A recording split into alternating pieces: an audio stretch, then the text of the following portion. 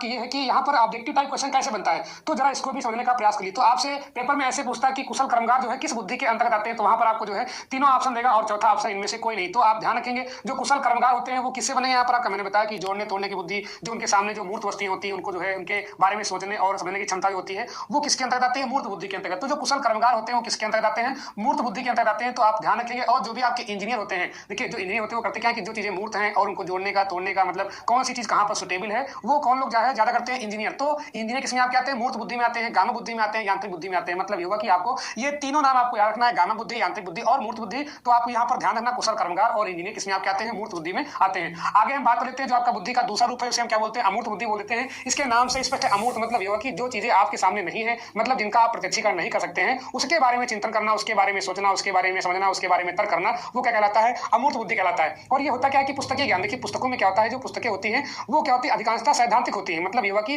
विज्ञान विषय को अगर हम छोड़ दें तो वहां पर थोड़ा बहुत जो है व्यवहारिक ज्ञान होता है, मतलब प्रयोग के आधार पर, लेकिन अधिकांश ज्ञान क्या होता है, सैद्धांतिक ज्ञान होता है। देखिए ज्ञान आपका दो प्रकार का, सैद्धांतिक ज्ञान और व्यवहारिक ज्ञान, जिसको हम बोलते हैं प्रयोगात्मक ज्ञान बोलते हैं। तो जो बुक्स लिखी गई है, जो आपका पाठ्यक्रम होता है, चाहे वो बेसिक का हो, चाहे आपका माध्यमिक का हो, चाहे आपका उच्च शिक्षा का हो, तो वो अधिकांशतः जो है सैद्धांतिक लिखी गई है। तो सैद्धांत में क्या होता है, वहां पर आपकी चीजें क्या होती है, अमूर्त होती है, और उन चीजों को आपको जो है अमूर्त रूप में स्वीकारना होता है, उनको समझना होता है, उनको जो है उनके बारे में तर्क करना होता है। तो जो पुस्तकीय ज्ञान होता है वो टोटली डिपेंड किस पे आपका होता है, वो अमूर्त बुद्धि पर डिपेंड होता है।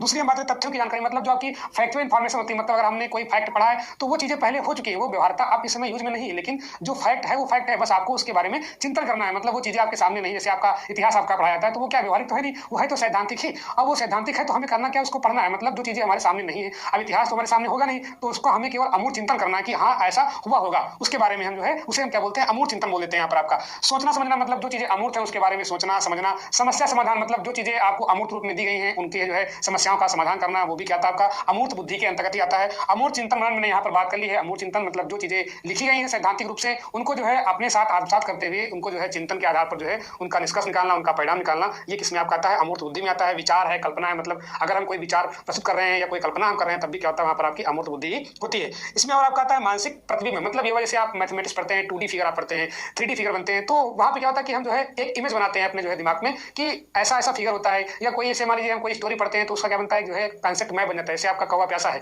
तो जैसे ही आप कहानी पढ़ेंगे तो क्या होता है कि उसकी एक इमेज बन जाती है कि जो है गर्मी का महीना है, ठीक है, एक घड़ा हुआ रखा हुआ है, चारों ओर जो है पानी की जो है कमी है और घड़े में थोड़ा पानी, तो वहां पर क्या होता है कि एक इमेज मैपिंग हो जाती है, तो उसे हम क्या बोलते हैं, यहाँ पर आपका मानसिक प्रतिबिंब बोलते हैं। तो ये भी क्या होता है आपका, वो है तो अमूर्त चिंतन ही, आपके सामने ना तो कौवा है ना तो आपका घड़ा है, बस क्या है कि आप दिमाग में एक इमेज बना रहे हैं, उसी के आधार पर जो यहाँ पर आप जो है चिंतन मनन कर रहे हैं। अगला यहाँ पर आपका शब्द और प्रतीक। देखिए आप जब मैथमेटिक्स पढ़ते हैं तो वहां पर क्या होता है, जैसे अगर हम सिंबल देते हैं यहाँ पर मैथमेटिक्स में, ये किसका साइन है, तो आप कहते हैं परपेंडिकुलर, आपका लंब का साइन है, ठीक है, ये आपका क्या है, आपका लेस देन का है, ये आपका क्या है, ग्रेटर देन का है, ये आपका इक्वल का है, ये आपका जोड़ का है।